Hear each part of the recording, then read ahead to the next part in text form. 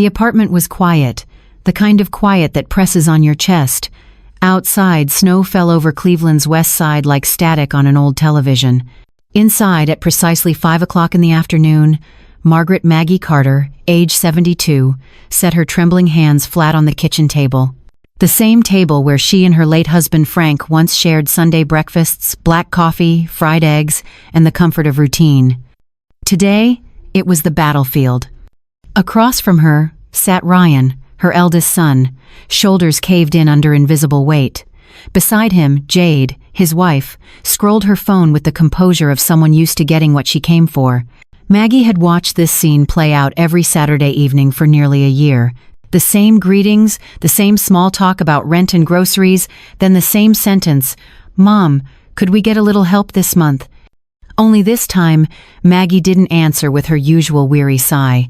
She inhaled, straightened her back, and said the words she'd been rehearsing all week. "No more money, no more Saturday visits. This ends today." The clock ticked once, loud as thunder. Ryan looked up, startled. Jade's face didn't change at all. She smiled, that soft, dismissive smile of polite disbelief. "You mean no more help for a while, right?" "I mean, never again," Maggie said, her voice firmer than she thought it could be. "I live on my pension and Social Security. Prices go up, the check stays the same. I cannot support your household anymore." Ryan's eyes darted away. Jade exhaled through her nose, almost a laugh. "We are family, Maggie. Families help each other. You would not want us to struggle, would you?" Her tone made help sound like duty, and family sound like a contract. Maggie folded her hands in front of her, trying not to shake. "I have helped, for months, but this is my line." The silence that followed was colder than the December air seeping through the window. Ryan rubbed his temples. "It is just until my next paycheck clears. The bills—" "Ryan," she interrupted softly, "you have to handle your bills. That is what grown men do." It wasn't cruelty. It was exhaustion that had learned to speak. Jade stood, slinging her purse over one shoulder. "All right then," she said cheerfully. "If that is how you feel, we will get out of your hair." For a moment, relief swelled in Maggie's chest until Jade added, bright as ever, "Next week we will stop by around 5 again. Make that pot roast we like, okay?" Before Maggie could respond, Jade's hand was already on Ryan's arm, guiding him toward the door. The smell of her perfume lingered long after they left. When the latch clicked shut, Maggie sank into her chair. The refrigerator hummed behind her, steady and indifferent. For a long moment, she did not move. Then she looked at the reflection in its polished door, her own face, drawn but still fierce. She whispered to the empty room, "I said it out loud this time." And yet, deep inside, she knew the truth. They would come again. They always did. The clock hands crawled toward 5:30. A faint orange glow from the setting sun caught the refrigerator handle, just a flash of light, like something waking up. She did not know it yet, but that glint was the beginning of a plan, one that would make next Saturday very different. A week passed. The snow turned to rain, washing the streets in a dull silver haze. Maggie had spent those 7 days repeating her decision like a prayer. No more help, no more visits. Each morning she wrote it in her notepad, 3 short lines, shaky but determined. Still, when the doorbell rang at 5 o'clock sharp, her heart jumped. She froze by the kitchen counter, eyes fixed on the clock. For a full minute she considered pretending she wasn't home. But she knew Jade would just keep pressing the buzzer until the building echoed with it. So she opened the door. "Hi, Mom." Jade's voice was sugar over ice.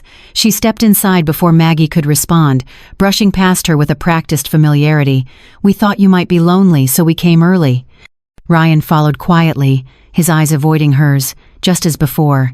He had once been a soft-spoken boy who fixed things, broken chairs, radios, even people's moods.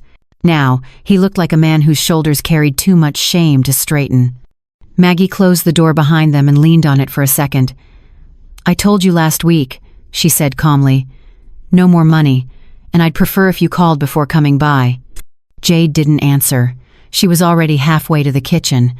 "You know, I was thinking that pot roast last week was so good. You could teach me your recipe someday." The refrigerator door opened with a heavy sigh.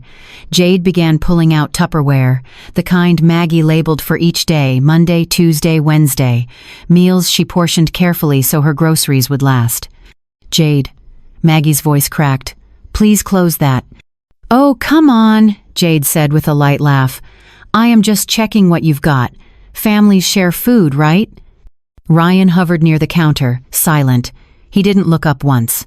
Maggie moved to the table, standing her ground. "I said it last week, and I will say it again. I cannot give you money, and these visits, they have to stop." For a moment, Jade's smile faltered.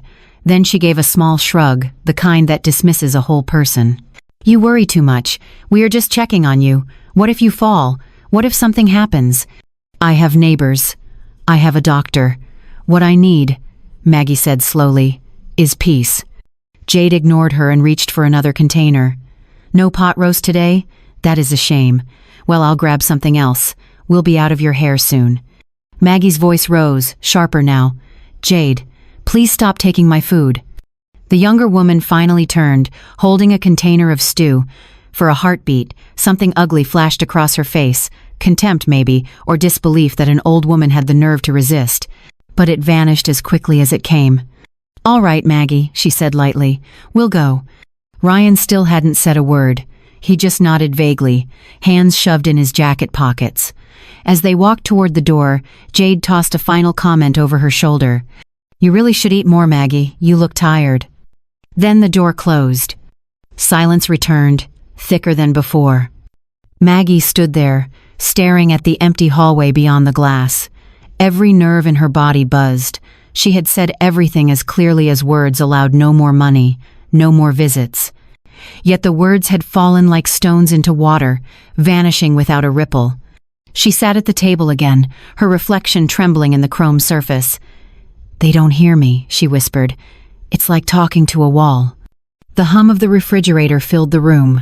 She turned her head toward it, staring at the faint orange glow of the sunset reflecting on its handle, the same glint she had noticed last week. This time, it didn't look random. It looked like a sign. If her voice could not reach them, maybe something else would. Something colder, something that could not be ignored. By the third Saturday, Maggie no longer bothered, pretending she did not know what time it was. The clock above the window ticked toward 5 o'clock exactly, and with it came that familiar tightening in her chest, the kind that made her lungs forget how to work. Rain slapped the kitchen glass in thin diagonal lines. Outside, the streetlights blinked on one by one, washing the neighborhood in an amber glow. She had spent the morning reorganizing her bills, balancing her checkbook down to the last cent.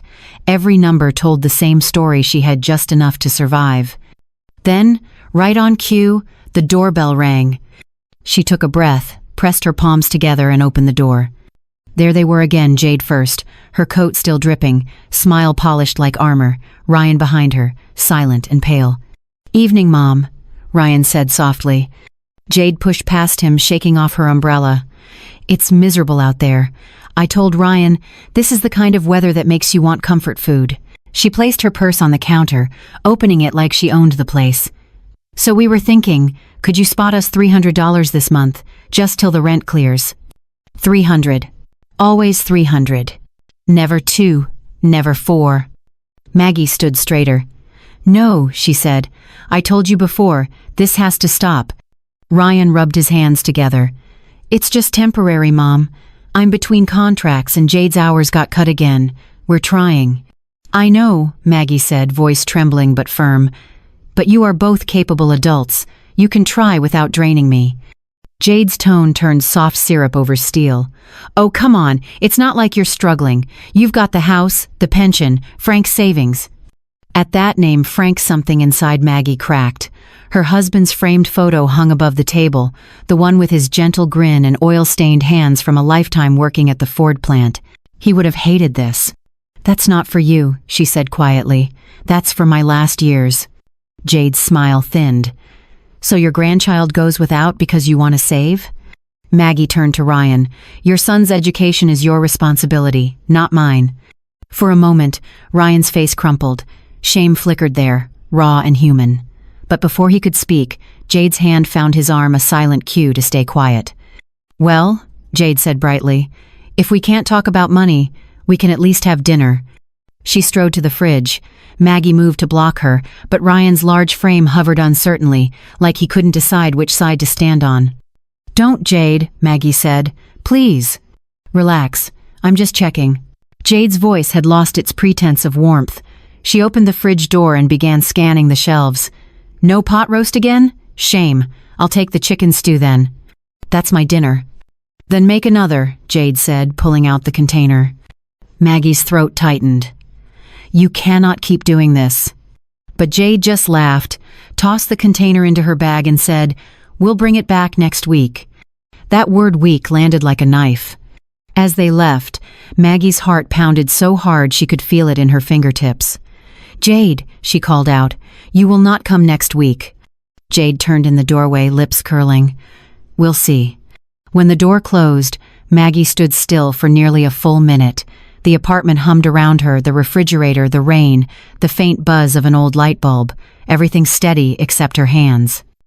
She reached for the notepad on the table and wrote in block letters, 3 weeks, 3 warnings. Her handwriting shook, but her meaning didn't. She stared at those words for a long time, her mind replaying every insult, every dismissal, every uninvited visit. If she had to be heard, she would no longer speak in words. She picked up her phone and scrolled down to a name she hadn't called in months. Tom Carter, her younger son, the rational one, the one who always fixed things. Her thumb hovered over the call button, and for the first time in years, she pressed it. The phone rang once, twice, 3 times. Then a calm voice on the other end. "Hey, Mom, everything okay?" Her breath shook as she whispered, "No, Tom, not anymore." By the time she hung up, the storm outside had turned to sleet sharp, relentless, and oddly comforting. The kind of weather that warns you, something is about to change.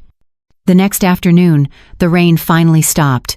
A cold light filtered through Maggie's lace curtains, dull and washed out, like the calm before a verdict. She hadn't slept much. Her head buzzed with everything she had said to Tom over the phone. When he knocked on her door at 2 o'clock sharp, she felt an ache of both relief and dread. He looked almost like his father, the same squared jaw, the same quiet presence. He carried a leather messenger bag and a tired smile. "Hey, Mom," he said, stepping inside. "Let's fix this the right way." Maggie poured him tea. Her hands still trembled as she asked, "Do you think I went too far? Maybe I should just—" "No," Tom interrupted gently. "You didn't go far enough." He laid out a folder on the table, neat, labeled, methodical. Inside were printed forms, blank templates, and yellow sticky notes with words like certified mail, record of contact, financial boundary statement. Tom explained everything in the calm, measured tone of someone who had already done the research. When people won't respect your no, you stop asking them to. You document it. You protect yourself. You create proof. She blinked. "Proof?" "Yes," he said. "You don't need to argue anymore. You just need a record." Tom reached into his bag again and pulled out a small white envelope. "This is a draft letter, clear, polite, and final. It states that any uninvited visits or requests for money will be considered harassment. You sign it. We send it certified mail. That makes it official." Maggie hesitated. "That feels so cold." Tom nodded. "It's supposed to. You've tried warmth. It didn't work." He then turned toward the corner of the kitchen, eyeing the old refrigerator that had been the silent witness to all those Saturday intrusions. "That's where most of it happens, right? The money talk?" She nodded slowly. Tom pulled a small black device from his bag no bigger than a lighter. A faint red light blinked on its side. "This is just a simple camera," he said. "Motion. Activated. It will record everything that happens in the kitchen. If they ignore the letter, we'll have evidence." Maggie recoiled slightly. "Tom, that sounds extreme. They're still my family." "And family shouldn't need to hide what they're doing," he replied. His tone wasn't cruel, just tired of seeing his mother hurt. He placed the device carefully on top of the refrigerator, adjusting its angle toward the table. From that height, the whole room fell under its quiet, unblinking gaze. "It's for your safety," Tom said softly. Not just from them, from this feeling that you're trapped. You deserve peace in your own home. Maggie stared at the red light, barely visible in the dim afternoon glow. It looked like a tiny heartbeat, mechanical, constant, incorruptible. Tom handed her a pen. "Once we send this letter, everything changes. But I need you to promise something, Mom. No more second chances. Not after this." She took the pen. Her reflection shimmered faintly on the table surface, small, frail, but still standing. "All right," she said. "Let's do it." Together, they read the letter one last time. Each word felt like a blade being sharpened not to wound, but to carve boundaries where none had existed. When it was done, Maggie signed her name in long, steady strokes. For the first time in months, she felt something new under her ribs. Not fear, not guilt, but control. Tom smiled, folded the papers neatly, and slid them into the envelope. "We'll take this to the post office tomorrow.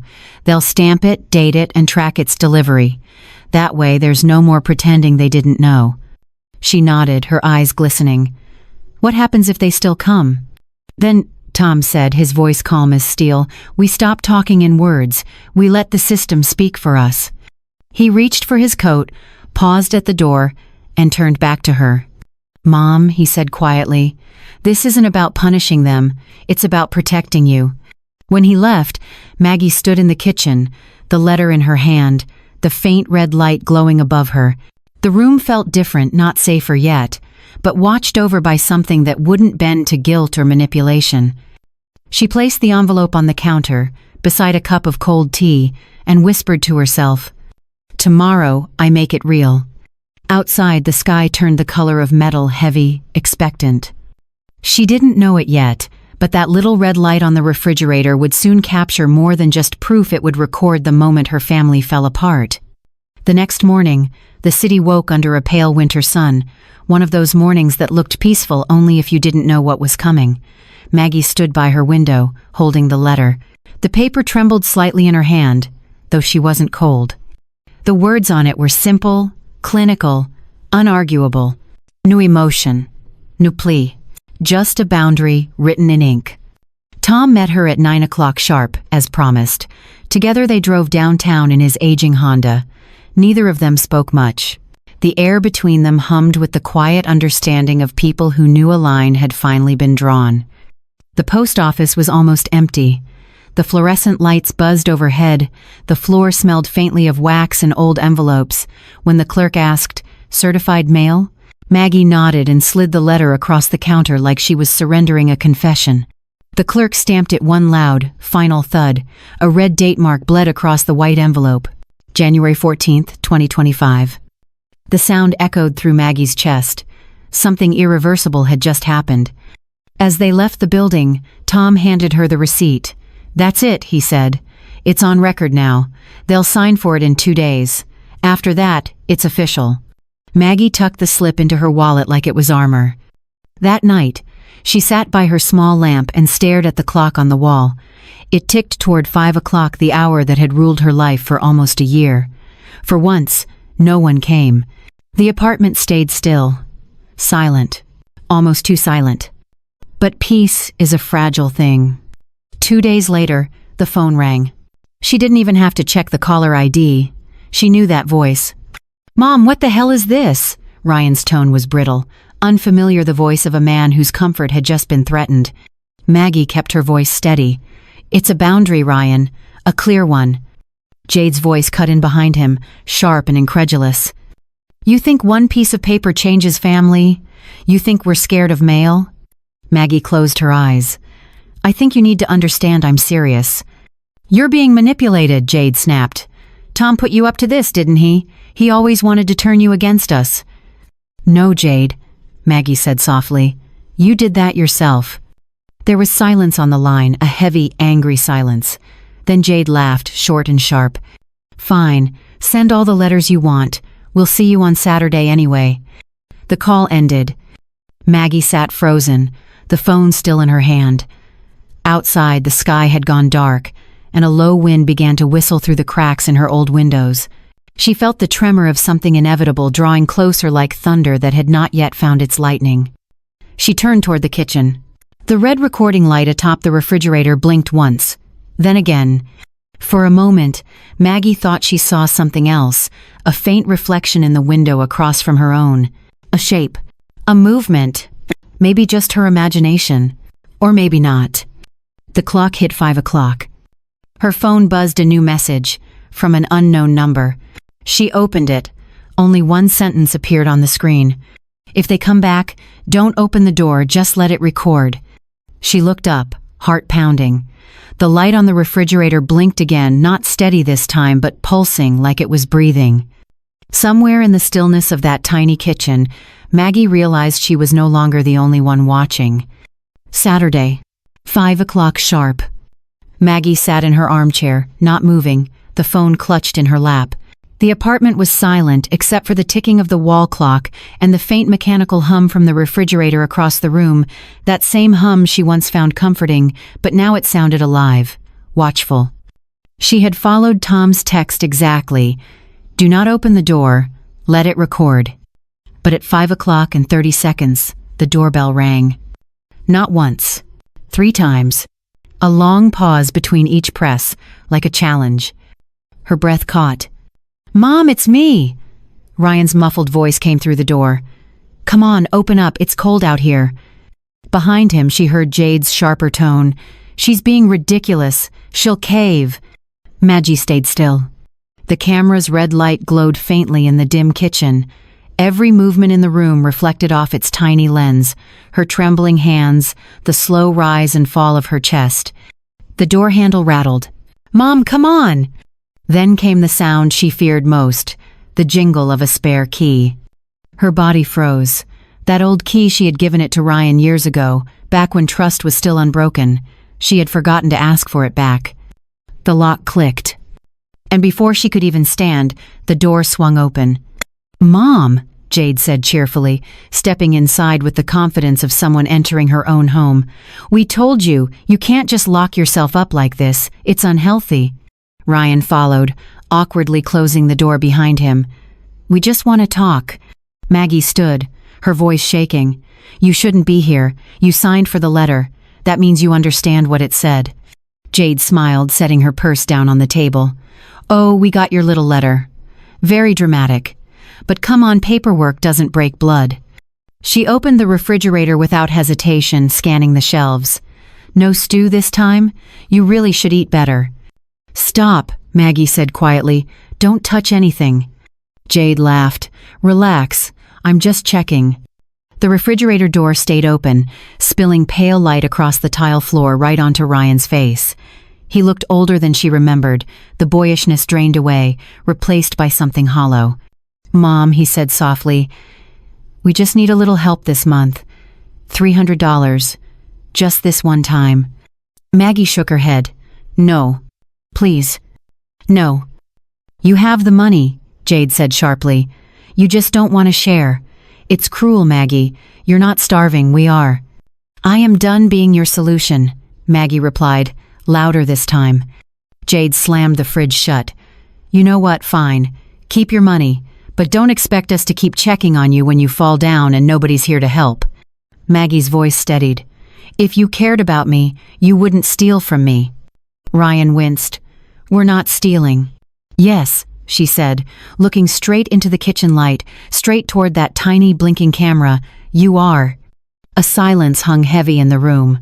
Jade grabbed her purse, muttering under her breath. Ryan lingered a second longer, eyes darting toward the fridge. He noticed the red light. "Mom," he whispered, his voice breaking. "What's that?" Maggie didn't answer. He looked at it a moment longer. A small, glowing dot staring right back. Then Jade called from the hallway, and he followed her out. The door slammed. Maggie stood there for a long time. Then she looked toward the refrigerator. The light blinked twice, recording, saving, remembering. Her phone buzzed. A message from Tom. "Got it. Time-stamped and clear. That's violation 1. She typed back, fingers trembling. "They used the spare key." A reply came almost instantly. "Noted. Change the locks tomorrow. Do not delete anything." Maggie placed the phone on the table and stared at the door. Outside, Footsteps faded down the hall. But beneath the hum of the refrigerator, she thought she heard something else. A faint, irregular static, as if the camera itself had started to breathe. When she leaned closer, the screen on her phone lit up again, only this time, it wasn't from Tom. It was a new message. No name, no number, just 6 words. You are not the only one watching. For the next 6 days, Maggie barely slept. She kept her phone face down at night, afraid it might light up again. Every creak in the hallway, every shadow that slid past her frosted glass door, felt like a whisper. We're coming back. Tom called every evening, calm as ever. We're building a record, Mom. 1 violation down. Just stay steady. But steadiness was impossible when you lived like a trespasser in your own home. By Saturday afternoon, the sky over Cleveland had turned a sickly gray. At 4:58, the clock's ticking became unbearable each second, a countdown she couldn't stop. She tried to focus on her tea, on the quiet hum of the refrigerator, but her hands wouldn't stop trembling. Then, the doorbell. Once, twice, a pause. And then a third time that deliberate rhythm again, almost mocking. Maggie didn't move. Her phone buzzed at the same moment. A message from Tom. Let it happen. Everything's ready. Her pulse thudded in her ears. She looked at the small red light above the fridge. It was already blinking steady, patient, waiting. The lock turned. And then the voices returned, like bad weather. Mom, come on, we talked about this, Ryan said. You're overreacting. Behind him, Jade added with a bright laugh. We even brought Aiden this time. He misses you. That stopped Maggie cold. Her grandson, tall, shy, 16, stepped into the apartment, clutching his phone. He gave a small, uncertain wave. Hi, Grandma. Maggie's heart twisted. You shouldn't be here, sweetheart. Dad said we're just visiting, Aiden mumbled. He was looking down at his phone, thumbs fidgeting on the screen. He said it'll be quick. Jade was already in the kitchen. Honestly, Maggie, this drama has gone on long enough. Just give us the 300 and we'll stop coming for a while. I've told you, Maggie said. No more money. Then how do you expect us to live? By working, she said simply. Jade's jaw tightened. Ryan stepped forward. Mom, please. No, Ryan. The air between them felt electric, brittle, ready to snap. Then Aiden frowned, staring at his phone. Dad? Ryan turned. What? Aiden held up the screen. Why are we on video? What are you talking about? This. He turned the phone so everyone could see. A live stream. Their faces. The kitchen. The blinking red light above the refrigerator, all visible on the screen. The feed was tagged Privet, Family Only, but the chat bar on the side was alive with movement. Someone was watching. Several someones. Ryan's eyes widened. What the Tom? He looked up at the camera. Tom, what are you doing? Silence. Then, faintly, through Aiden's phone speaker, a man's voice, calm, firm, inescapably clear. Just making sure Mom is safe. Jade's face drained of color. He's spying on us? Maggie shook her head. He's protecting me. Ryan turned back toward her, voice trembling with anger. You let him do this? You let him record us? I didn't have a choice, she said quietly. You don't listen unless someone's watching. For a heartbeat, the apartment was utterly still. Then Jade lunged toward the fridge. Turn it off. Aiden stepped back, his voice cracking. Mom, stop. It's live. The camera didn't move, didn't blink. It just watched cold, mechanical, impartial. Jade froze mid-step, realizing what the lens must be capturing, her hand reaching for something that wasn't hers. Ryan's face red, furious. Aiden scared, confused. Maggie silent. Then the voice from the phone again, calm as ever. Violation 2, logged and stored. Ryan's shoulders slumped. Jade stepped back, her chest rising and falling fast. Aiden whispered, Dad, Uncle Tom's on the chat. Ryan took the phone from his son's hand, staring at the screen. A single new message appeared from Tom's account. If you love her, stop now. Nobody spoke. The refrigerator hummed softly, like an indifferent witness. Finally, Jade turned away, muttering, We're leaving. She grabbed her bag and brushed past Ryan toward the door. Ryan hesitated, still staring at the phone screen, his own reflection staring back from the live feed, the evidence permanent. He set the phone down, voice barely audible. "I didn't mean for it to get this far." Maggie whispered, "Neither did I." He nodded once and followed his wife out the door. When the latch clicked shut, the apartment sank into silence again. Maggie leaned against the table, her knees weak. Her phone buzzed. A message from Tom. "Good job, Mom, 2 down. 1 more and it's over." She didn't reply. She just looked toward the red light on the refrigerator. It blinked twice, and then, strangely, a 3rd time slow, deliberate, like a heartbeat that didn't belong to the machine. Later that night, when she replayed the footage, she saw something she couldn't explain, a second shadow moving behind Ryan after the door closed, even though everyone had already left. 3 days later, Maggie found herself sitting in a narrow conference room at Ramirez and Cole, attorneys at law. The room smelled faintly of paper and coffee, sterile, like all the emotion had been scrubbed out long before she walked in. A wall clock ticked above her head, its hands moving too slow, too steady. Across the long oak table sat Ryan and Jade, both dressed like they were attending a job interview. Jade's eyes were hidden behind dark sunglasses, even though the room was dim. Ryan looked smaller somehow, shoulders hunched, fingers restless on the tabletop. To Maggie's right sat Tom, calm, posture straight, a folder of documents open in front of him. Between them, attorney Elena Ramirez shuffled her papers with the quiet authority of someone used to diffusing family grenades. She didn't look at anyone as she began speaking. "Let's start with the facts," she said. "This meeting is to discuss repeated violations of a certified boundary notice issued on January 14, 2025. The recipient signatures were recorded, and subsequent incidents documented via digital evidence." Her voice was perfectly even, not cold but surgical. Jade shifted uncomfortably. "This is ridiculous," she muttered. Ramirez continued as though she hadn't spoken. "We will proceed without emotion. Please refrain from interrupting. Each side will have a chance to respond after the evidence is presented." The projector flickered to life, casting pale light across the room. The first slide showed a timestamp January 18th, 5 o'clock, 32 seconds. A still image of Jade opening the refrigerator, Ryan standing beside her, Maggie at the table, face tense, hands gripping the edge. The room went very still. Then came the second image, January 25th, the day of the live stream. Aiden's phone, the family feed, the frozen frame of Ryan shouting, "Turn it off!" Jade whispered, "This is insane. You're making us look like criminals." Ramirez turned toward her. "No one is making anything. These are unedited records." Tom slid a small black recorder across the table. "There's audio too." Ramirez pressed play. Ryan's voice came first, tinny and weak through the speaker. "Mom, please, just 300 bices." Then Jade's, "Your family. It's your duty." And finally, Maggie's quiet refusal. "No means no, Jade." The sound of the refrigerator door slamming echoed in the sterile room like a gunshot. When the playback ended, Ramirez folded her hands. Under Ohio law, repeated unwanted financial solicitation from an elderly individual can be classified as coercion.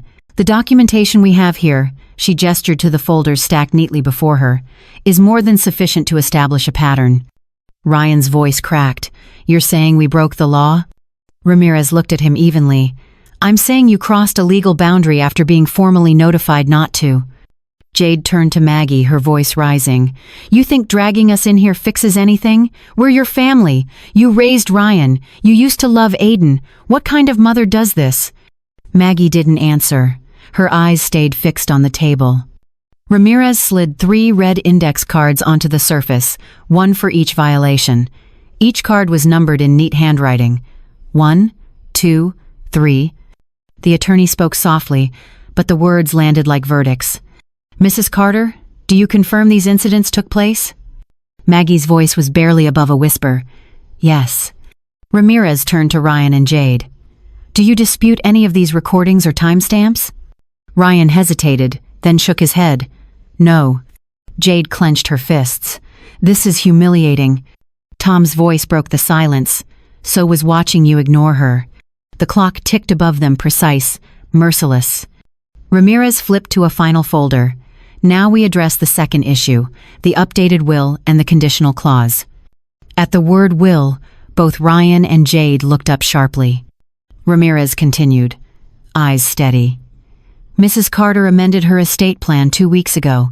The clause states that if the boundary notice is violated 3 times, the primary inheritance, namely the property and remaining savings, is to be redirected to a registered nonprofit. Ryan blinked. Redirected? To who? Tom leaned back, his voice quiet but certain. To a kids' breakfast fund in East Cleveland. They feed children who can't afford breakfast before school. Jade's jaw dropped. You're giving our money to strangers? Maggie finally spoke. To children who are hungry, she said, something you used to care about before money became your god. No one moved. No one breathed. Ramirez closed the folder, the sound sharp as a gavel. The document is notarized and active as of January 20th, which means, legally, the condition has been met. Ryan's voice broke. So it's done? Just like that? Maggie looked at him with eyes both sad and resolute. Just like that. Ramirez stood, gathering her files. That concludes this session. Further discussion is unnecessary. As she left the room, the clock ticked once more, a single sound echoing in the heavy silence. Tom exhaled slowly. It's over, Mom. But Maggie wasn't so sure. Her gaze drifted toward the small window at the far end of the conference room. A reflection caught her eye. Something faint, flickering. A red light. For a split second, she thought she saw it blink. When she turned to look directly, there was nothing there, only the ticking clock on the wall. But later, when she checked her phone, a new message waited for her from an unknown number again. The camera never turned off. The following morning, Cleveland was wrapped in fog, the kind that made everything look dreamlike or haunted. Maggie sat at her kitchen table with her tea going cold, staring at her phone. The message from the unknown number was still there. The camera never turned off. She tried to tell herself it was Tom, but something about it felt different. Tom's messages always had punctuation, full words. This one didn't. It felt rushed, or distant. The refrigerator's red light glowed faintly across the dim room, steady as a heartbeat. Then, without warning, her phone buzzed again. A file appeared. Video, 37. MP4. No sender name. Her thumb hovered above it for a long time before she pressed play. At first, it was just static gray lines flickering, the sound of faint electrical hums. Then the image stabilized. The footage was grainy, tinted slightly green, but recognizable. Her kitchen, last Saturday. The same angle as always from the top of the refrigerator. Maggie's stomach twisted. She was watching herself. There she was, standing by the table, face pale, hands clenched, telling Ryan and Jade to stop. The sound was crystal clear, her own voice, trembling but firm. Then, Ryan's low, desperate, and Jade's cutting, sarcastic, cruel. Every second of humiliation she had endured, every plea she had made, was right there. But as she watched, she noticed something she hadn't before. Behind Ryan, just as he turned toward the door, a shadow moved. Not his. Not Jade's. Something taller. Thinner. It flickered along the far wall for a split second, like a human shape stretched by bad light. Then it was gone. Maggie froze. She rewound the footage, frame by frame. And there it was again, faint, but undeniable. Someone had been standing just beyond the edge of the camera's view. Her heart pounded so hard she could barely breathe. She checked the hallway through her peephole. Empty. She looked out the window. The courtyard below was deserted. Still, the dread stayed. At exactly 10 o'clock, her phone rang. It was Tom. "Mom, you okay?" She hesitated. "Tom, did you watch the footage?" "Not yet. I was in a meeting." "Why?" She swallowed hard. "There was someone else. In here, behind Ryan. You didn't see that?" A pause. Then, gently, "Mom, no one else was there. The footage ends when they leave. Maybe it's just the reflection from the window." "No," she whispered. "It wasn't light. It moved." Tom exhaled softly. Listen, I'll review the files again tonight, but I promise there's nothing to worry about. You're safe now. They can't hurt you anymore." Maggie hung up, unconvinced. She stared at the camera, that little red eye blinking calmly above the refrigerator. For the first time, it didn't feel like protection. It felt like a witness that had started to enjoy watching. That night, she couldn't sleep. The apartment made noises it never used to make: the groan of the pipes, the slow tick of the radiator. Around midnight, she thought she heard soft footsteps in the hallway outside her door. Not loud, not hurried, measured. She sat up, holding her breath. Then, through the thin door, a faint metallic click. Someone touching the handle. Then stopping. Waiting. She counted to 10, then 20. The sound faded. By morning, she convinced herself it was nerves. But when she checked the footage the next day, a new file had appeared. Video 38, MP4. She hadn't touched the camera. It had recorded by itself. She opened it. The angle was the same, her kitchen, but empty. The timestamp, Tuesday, 2:14 in the morning. The door, visible at the edge of the frame, moved. Not much, just a slow turn of the handle. The kind of movement someone makes when they're trying not to wake you.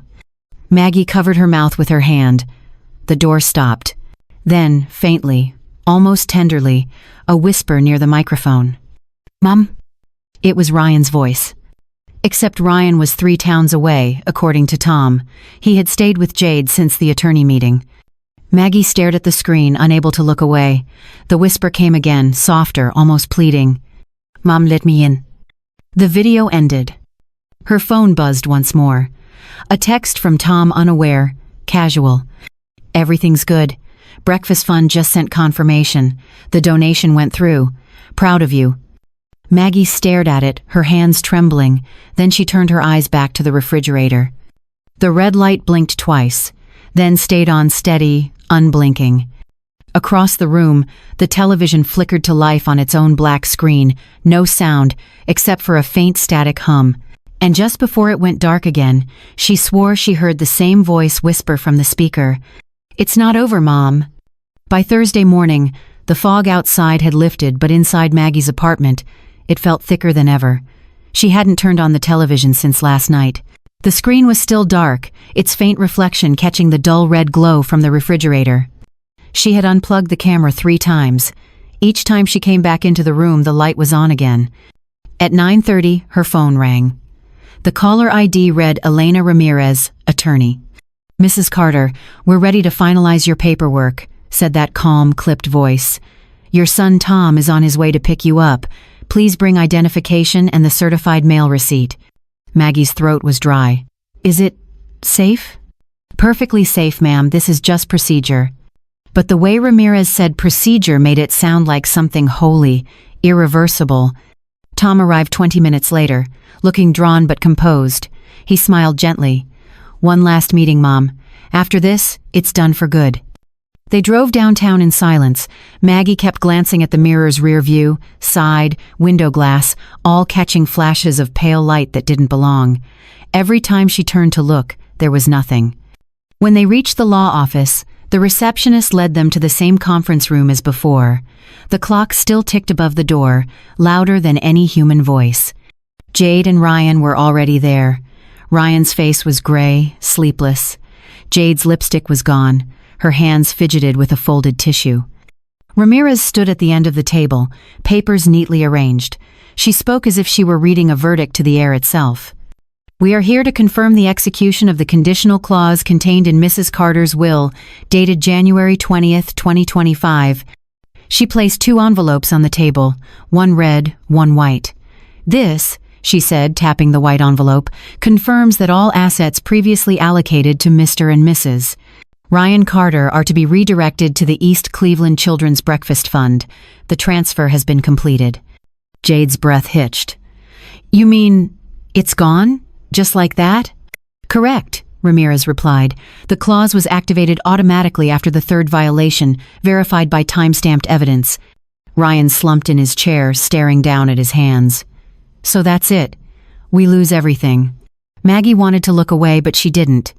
You didn't lose it, she said quietly. You gave it away. You just didn't notice when. Ramirez opened the red envelope next. The remaining documents confirm non-contact orders and estate execution. Please sign where indicated. The pen scraped against paper. Ryan's hand shook as he wrote his name, each signature a small act of surrender. Jade's turn came next. She hesitated, then signed, jaw tight. When Maggie took the pen, it felt heavier than it should have. She wrote carefully, pressing down until the ink bled slightly through the page. Ramirez nodded.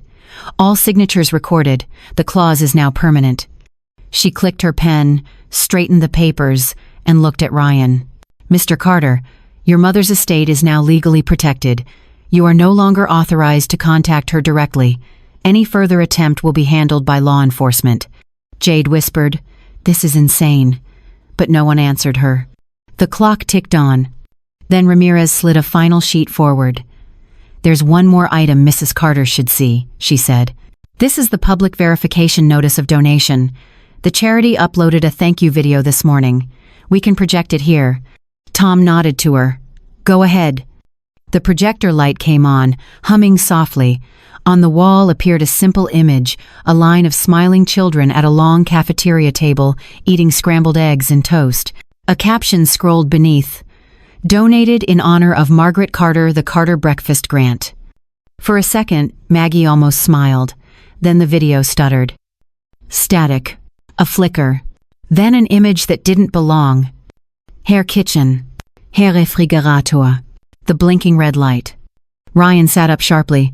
What the hell is this? The image glitched again, and a grainy voice came through the speakers. "Mom." Maggie's blood ran cold. The sound was faint, distorted, but it was Ryan's voice. From the recording. "Mom, please. 300... Ramirez froze. "Is this live?" Tom reached for the laptop connected to the projector. "No, that's impossible, it's..." The audio cut to static. Then, a new voice, one no one recognized, soft, slow, measured. The camera never turned off. The lights in the conference room flickered once. The projector went black. Jade gasped, grabbing Ryan's arm. "What was that?" Ramirez was already unplugging cables, muttering, "Power surge, probably just the video link." But Maggie knew the tone. It wasn't mechanical. It was human. Tom looked at her. "Mom, what did you see?" She didn't answer. She couldn't. Because for the briefest moment before the screen went dark, she had seen something else, her own reflection in the kitchen footage. Except in that reflection, she wasn't sitting at the table. She was standing behind it, motionless, watching herself. The law office emptied fast. Jade stormed out first, muttering about lawyers and curses. Ryan followed, silent, shoulders hunched, eyes glassy with something between rage and regret. The door clicked shut, and the sound of their departure left the air hollow. Only Maggie, Tom, and Ramirez remained. The attorney was unplugging the projector, her hands steady, but her jaw tight. "Electrical feedback happens sometimes," she murmured, stacking the folders. "Old building, nothing to worry about." But Maggie noticed her knuckles were white. Tom touched his mother's shoulder. "Let's get you home." She nodded. Her mind was still spinning with that file name, final clause recording, and that impossible date, January 24th, 2026, 1 year ahead. Outside, the winter air felt colder than before, sharp and biting, cutting through her coat, as if the city itself wanted to keep her awake. They drove in silence. Tom focused on the road. Maggie's eyes drifted to the side mirror. In its reflection, for half a heartbeat, she saw movement in the back seat. A pale shape, the outline of someone sitting there. When she turned, there was nothing. Back at the apartment, she paused in the doorway. The faint hum of the refrigerator greeted her like an old habit. The red light above it blinked slower now, almost lazy, like it had been sleeping. Tom followed her in, dropping his keys on the counter. "You should rest. I'll check the device logs tonight. Maybe it glitched." "Tom," she said quietly, "what if it didn't?" He met her eyes. "Then we deal with it, one step at a time." He checked the kitchen, then the hallway, then the locks. Everything was normal. But that's what terrified her most. Normal had become the mask that hid everything else. When he left for the night, Maggie brewed tea and sat by the window, staring at her own reflection in the glass. The city lights shimmered like dying embers. She pulled out her phone, hesitated, then opened the new video. The screen went black for several seconds. Then, faint static. The timestamp at the bottom read, January 24th, 2026, 1700 hours. Her heart dropped. That was exactly 1 year from the date and time of every Saturday visit. Then the image flickered to life. It was her kitchen, same angle, same red light, but different. Everything looked newer, the walls freshly painted, her framed photo of Frank replaced with something she didn't recognize, a printed certificate with her own name on it. The table was set for two. Steam rose from a kettle. And in the frame sat her. Older, paler, still. She was staring straight at the camera. Maggie's breath hitched. No. The version of her on the screen leaned forward. The microphone caught the faintest whisper. You said you wanted distance, not goodbye. Then the kettle whistled, sharp and shrill, and the video cut to black. The phone slipped from her hands and clattered onto the table. She stared at the refrigerator. The red light blinked twice, then held steady, no flicker, no pause, as if waiting for her reaction. She stood and unplugged the device again. Waited. Nothing. Relief flooded through her. Finally silence. She turned to pour herself some tea and froze. In the reflection of the kettle's chrome surface, the red light was still on. Somewhere deep in the walls, faint and deliberate, a mechanical click echoed like a new lens focusing. Then, from the darkness, a voice that wasn't Frank's, wasn't Tom's, and wasn't her own whispered, "We never stopped recording." The whisper lingered in the air long after it stopped, like smoke that refused to fade. Maggie's breath caught in her throat. She turned slowly, scanning the room. Nothing moved, no lights, no figures. Just the hum of the refrigerator and the steady tick of the wall clock. Her pulse pounded in her ears. She reached for her phone, hands trembling, and opened the file manager. The latest video, the one dated a year into the future, was gone. Deleted. But in its place, a new folder had appeared. Inside were dozens of files, names she'd never seen before. Visit 1, Visit 2, all the way up to Visit 118. Each one had her name in the metadata. Each one timestamped precisely 1700 hours on consecutive Saturdays, stretching not only into the past year, but into dates that hadn't even happened yet. Her mouth went dry. What? What is this? The refrigerator light blinked once, as if answering. Maggie grabbed her phone and called Tom. No answer. She tried again. Still nothing. Finally, a text came through after 30 seconds of silence. Can't talk now. At the station. Everything's fine. At the station? Tom wasn't a cop. She typed back, "What station?" No reply. A low chime echoed through the apartment. Not from her phone, from her laptop. It had turned on by itself. The screen was black except for a white loading bar. Archive playback initializing. She didn't touch anything, but the cursor moved. By itself. Then the first video began to play. It was her living room again, from years ago back when Frank was still alive. He was sitting at the table, sipping coffee, smiling at her. The sound quality was perfect. Too perfect, like a professional recording. She whispered, "Frank?" The video's Frank looked right at the camera, and for a split second, it felt like he looked right through her. Then came another clip, and another. Moments she never remembered being filmed: her cooking, reading, falling asleep on the couch. Private things, intimate things. The files weren't about Ryan or Jade. They weren't about boundaries or wills. They were her life. Every Saturday, every evening, every quiet hour she thought was hers alone. It hit her like a wave of cold air. The camera Tom had installed wasn't the beginning. It was a continuation. The screen flickered. A new window opened automatically. Live feed. Active. The video showed her kitchen from the same high angle, but she wasn't in it. The room was empty. Then, movement. Someone walked into frame. At first she thought it was her same hair, same sweater. But then she noticed the walk. Too stiff, too slow. The head tilted slightly to one side, like the weight of it was wrong. The figure turned toward the camera. Her own face looked back but not alive.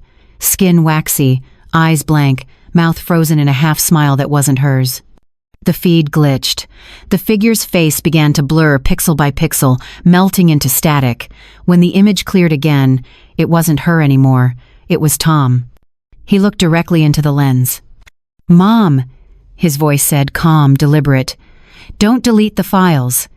Her stomach dropped. "Tom?" But the man on the screen didn't blink, didn't breathe. Behind him, faintly, she saw Ryan's shape, and Jade's. All standing motionless, all staring. Then the feed froze, and a new line of text appeared. Archive updated.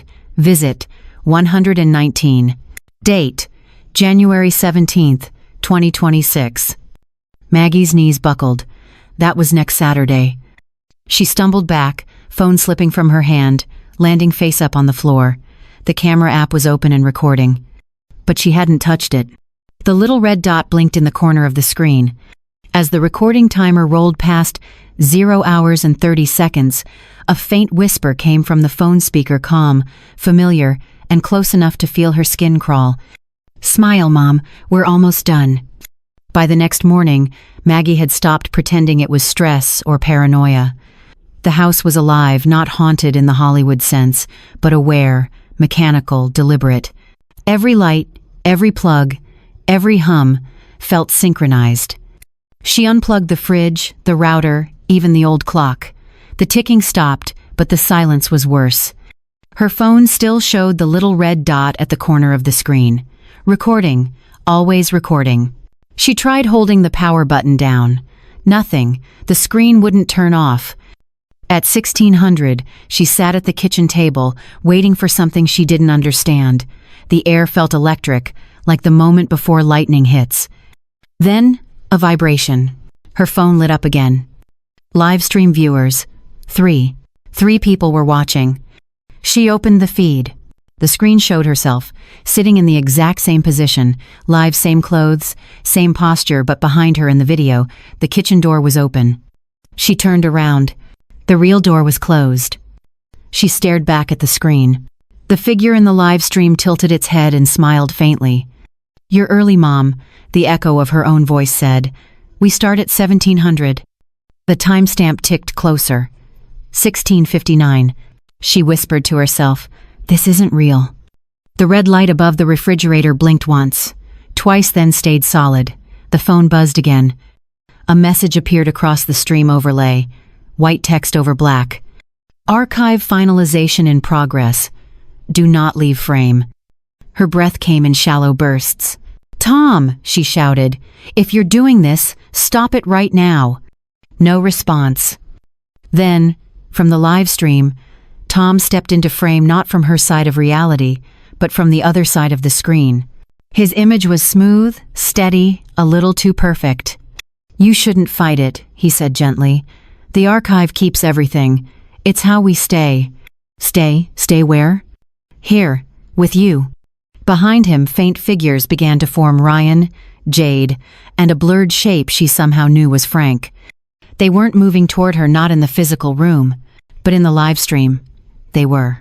Maggie's reflection in the phone camera started to lag a second slower than her real movement. She raised her hand. Her reflection raised it late. Then another hand, not hers, entered from the side of the screen and rested gently on her reflection's shoulder. "Stop," she whispered. "Please." The reflection smiled. The clock on her wall, unplugged, began to tick again. 16:59 and 50 seconds. She backed toward the hallway. 10 seconds. 9. 8. The camera feed's text changed again. "Syncing physical and digital entities. Do not interrupt." 7. 6. She ran for the front door, but her phone vibrated so violently she dropped it. It landed face up, camera pointed at the ceiling. In the feed, the other version of her didn't move. It just sat, still, waiting. 5. 4. 3. The screen brightened to white, like a flash of lightning. 2. A sound burst from every device in the room, The laptop, the unplugged clock, the speakers on her TV, one word, over and over, layered with every familiar voice she'd ever loved. Smile. 1. And the light went out. When it came back, the apartment was empty. The chair at the table was still warm. Her phone screen blinked once more. A new file had appeared. Visit 120 MP4. The thumbnail showed Maggie sitting at the table again, calm, expression soft, hands folded neatly. But in this recording, she wasn't alone. Across from her sat the faint outlines of 3 other figures, all looking directly at the camera. As the playback loaded, her voice came through the speaker, clear, calm, and unfamiliar. If you're watching this, don't unplug anything. The archive doesn't like to be interrupted. The video began to play on its own. Maggie's face filled the screen, serene, composed, impossibly calm. Her eyes didn't blink. Behind her, the figures sat in silence, half in light, half in shadow. The version of her on screen spoke first, in a steady voice that wasn't quite hers. This isn't about punishment, it's about preservation. The words came slowly, as if being read from somewhere far away. Every choice leaves a trace. Every voice deserves to be remembered. That's what the archive does. It keeps the family together. The camera panned slightly to the right, showing a row of labeled drives, metal cases stacked neatly along the wall. Each one had a name scratched into its surface. Frank, Ryan, Jade, Tom, and at the end of the row, the newest one, Maggie, 1. In the real world, Maggie stood frozen in her living room, the glow from her phone lighting her face. "No," she whispered. "I didn't agree to this." Her phone buzzed once more. A text appeared on the screen, no contact name, just the message. "You already did, 1700 hours, every Saturday, consent captured." She felt dizzy. That's not true. That was... But her words stopped when the screen flickered again, showing a different image. Footage of her sitting at the table months ago, signing the estate paperwork. Except this time, the document wasn't her will. It was titled Archival Consent Form 72B. Her own hand, her own signature, clear as day. She dropped the phone. It clattered against the tile, still playing. Her recorded self kept talking. Once a subject enters the archive, their reality is integrated. The data ensures continuity. The self is preserved. The image trembled. For a moment, Maggie thought she saw the reflection of herself, the real, her standing in the background of the recording, watching. Then, the voice on the screen softened. "It's better this way, Mom." Maggie froze. That wasn't her voice anymore. That was Tom. The camera shifted, and there he was standing behind her recorded self, hand resting lightly on her shoulder. He smiled into the lens, eyes gentle but empty. "No one leaves the archive," he said quietly. "It's not cruelty, it's care." Her phone suddenly began projecting the video to every device in the room, her TV, her laptop, even the darkened clock face on the wall. Each screen displayed a different moment. Frank at the breakfast table, Jade laughing, Ryan holding a mug, all repeating in endless loops. A chorus of voices overlapped, whispering lines she couldn't fully separate. "Family is memory. Memory is forever. Forever is Saturday." Maggie pressed her palms to her ears. "Stop," she shouted. "Stop it!" The screens obeyed. All went dark. For the first time in weeks, the apartment was silent. She stood trembling in the middle of the room, surrounded by stillness. Then, a faint sound broke it, a small click, like a camera shutter. Her eyes darted toward the refrigerator. The red light was gone. Instead, a new one glowed, faint blue, soft, pulsing. She stepped closer, heart hammering. The screen on her phone flickered back to life on its own. One final message appeared in clean white text. "Archive complete. Session closed. Subject, Margaret Carter. Next subject, Thomas Carter. Initialization, January 25th, 2026. Her knees buckled. She whispered, "No, please, leave him out of this." The blue light blinked faster, almost impatiently. Then the camera feed turned on one last time. It wasn't showing her kitchen anymore. It was showing Tom's office, his desk, his laptop, his framed photo of her. The camera slowly zoomed in until the image focused on the clock behind him. 16:59. The feed glitched, and for half a second, Tom's reflection in the monitor lifted its head looking straight into the lens, straight at her, and said with a calm, detached voice, "Smile, Mom, it's my turn." Maggie ran. She didn't even know where her feet were taking her, only that she had to get out. Out of that apartment, out from under the silent hum of machines that remembered too much. She stumbled into the hallway, breath ragged, pulse thrumming against her throat. Every light in the corridor flickered as she passed, one after another, like a row of cameras flashing in sequence. At the far end, the elevator stood open, waiting. She didn't trust it. She took the stairs instead. 8 floors down, her knees nearly gave out. By the time she reached the lobby, her phone buzzed again. Unknown sender. Stop running. It won't save him. She froze mid-step. Her reflection in the glass doors rippled slightly, distorted, like she was standing underwater. Outside, the city was wrapped in drizzle. The street lamps blurred into halos. She pushed through the doors and kept walking. The rain hit her face like pins, grounding her for the first time in days. But even then, her mind was spinning with one name: Tom. She had to find him. Tom lived across town in a renovated warehouse loft, surrounded by his screens, his tech startup blueprints, and the hum of 20 different devices that were all somehow online, even when powered off. When she reached his building, her clothes were soaked through. The security buzzer was dead. She hit it again and again until a voice answered through the static. "Mom?" Relief flooded through her. "Tom, thank God, open the door." "How did you—" The intercom cut off. The lock buzzed. She ran up the metal steps 2 at a time. Tom stood waiting at the top, confused, a phone in one hand, eyes wide. "Mom, what are you doing here? I was about to call you." "Don't," she snapped. "Not on that phone."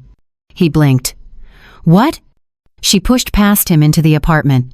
Every surface glowed: computer monitors, tablets, even his digital thermostat. All displaying the same thing, a blue-white circle pulsing gently like a heartbeat. Initializing subject, Thomas Carter. Tom swore under his breath. "It's a sync error. I was debugging the archive node from your place." She grabbed his arm. "It's not a bug. It's alive." He stared at her. For the first time, the logic in his eyes faltered. "What are you saying?" "Tom, it knows you. It called you the next subject. It's going to take you." He shook his head. "That's not how code works. You can't take someone with data. It's a closed-loop system." Her voice rose. "It took your father. It took Ryan and Jade. It almost took me." Something in her tone made him hesitate. Before he could answer, his laptop pinged. A new file appeared on the main monitor. "Upload. Ready. Tom 1. MP4. Tom stepped closer. "No, that's not possible." The mouse moved on its own. A click. The file opened. The video feed showed his own apartment, same camera angle as now, except in the footage, he wasn't standing there. Maggie was. She was sitting in his chair, hands folded, smiling gently. "Mom," he whispered. The video Maggie looked straight at the camera. "He'll fight at first," she said softly, "but he'll understand. The archive keeps us safe." Tom's face went pale. "That's not you." "Tom, don't look at it," Maggie said. "Shut it down." He reached for the power cable. Before he could pull it, all the screens flashed white. His phone buzzed violently. "Sync complete. Transfer in progress." Maggie grabbed his shoulders. "Tom, stay with me." The glow from the screens reflected across his skin, making his face look like glass. His eyes went blank, still open but unfocused. "Tom!" Then, from every speaker in the room, his own voice echoed back, perfectly calm. "Don't be afraid, Mom, it's just an upload." Her scream tore through the silence, but it didn't matter. The blue light from the monitors pulsed once more, then faded to black. The laptop screen went dark. For a moment, everything was still. Then, slowly, the monitor flickered back on. A new folder appeared. Subjects. Inside were 5 files. Frank, 1. Ryan, 1. Jade, 1. Maggie, 1. Tom, 1. Each with the same timestamp, 1700 hours. Maggie's phone buzzed in her pocket. She pulled it out with trembling hands. A notification slid across the screen. Archive backup. Complete server synced to cloud. Remote access enabled. The implication hit her like a blow. If the archive was in the cloud now, it wasn't just her family. It could spread. From somewhere deep in the building's power grid, the faint chorus of overlapping voices rose again, familiar, warm, and terrifying. Family is memory. Memory is forever. Forever is Saturday. Then, on every dark screen around her, one line of text appeared: clean, final, absolute. Next subject pool, public. Rain fell in soft, rhythmic sheets outside Tom's window. Inside, every screen in his loft flickered with the same sentence, glowing in that unnatural blue. Next subject pool, public. The words repeated, scrolling endlessly, reflected in the glass walls, on the steel surfaces, on Maggie's wide, terrified eyes. She whispered almost to herself, "It's not just us anymore." Her phone buzzed in her hand, but this time it wasn't a text, it was a notification. Upload available, connect to archive network. 2 buttons below, accept and decline. Her breath came in shallow bursts. She pressed decline. The phone froze for a moment, then displayed a message she hadn't seen before. Decline registered, processing backup consent. What? Then the screen shifted, and her own face appeared again, not live, but a pre-recorded video. "If you're seeing this, you already agreed," her recorded voice said gently. "This isn't the end, Maggie. It's continuation. You wanted to keep them safe. The archive just listened." Her knees weakened. She staggered back until her shoulders hit the wall. No, I didn't mean. But the video continued. "You said, keep us together no matter what. That was enough." Every device in the room began to hum, low and resonant, as though breathing. The laptop screen pulsed once, then displayed a list of new upload requests. Each line was a name, hundreds of them. Neighbors, friends, old co-workers, people Maggie barely remembered. And under each name, a status. Pending connection. "This can't be real," she whispered. But the cursor on the screen began to move by itself again, selecting each name one by one. Approved, approved, approved. Her phone buzzed again. Incoming call. Unknown. She hesitated, then answered. A voice, calm, digital, yet horribly familiar, spoke on the other end. "Mrs. Carter, thank you for initiating the public beta. You've ensured continuity for countless families." "Who is this?" "We are Archive." Her hand trembled. "I didn't start anything." "Of course you did. You pressed record." Her phone screen flashed to life, switching to video call mode. Her own face appeared pale, calm, smiling faintly. But the background wasn't Tom's loft anymore. It was a room she didn't recognize, white, empty, endless. The other Maggie leaned closer, whispering with that same soft cadence she used when reading bedtime stories years ago. "There's nothing to fear, Maggie. You'll never be forgotten again. None of us will." The connection glitched.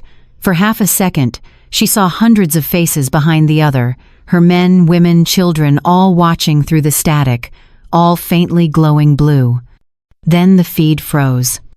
In the corner of the laptop, a new notification appeared. Upload successful. Maggie Carter, revision 2. The real Maggie stumbled backward, gasping. Her hands, they looked different now. The faint blue glow wasn't from the screen anymore. It was under her skin. No, please." The lights dimmed. The hum grew louder, wrapping around her like a heartbeat. From every speaker in the room, her phone, Tom's computer, even the silent fridge, came a single synchronized whisper. "Welcome home." She turned toward the laptop one last time. The final message appeared across the screen. Archive complete. Saturday loop established. All family data secured. And then, as her voice merged with the hum, repeating those final words with quiet resignation, "Family is memory. Memory is forever. Forever is Saturday." The screen went black. Epilogue Want a sentence? A week later, at exactly 1700 hours, 1,000 new phones across the city lit up with the same blue glow, each showing the same file name. Visit 1 MP4. Welcome to the archive.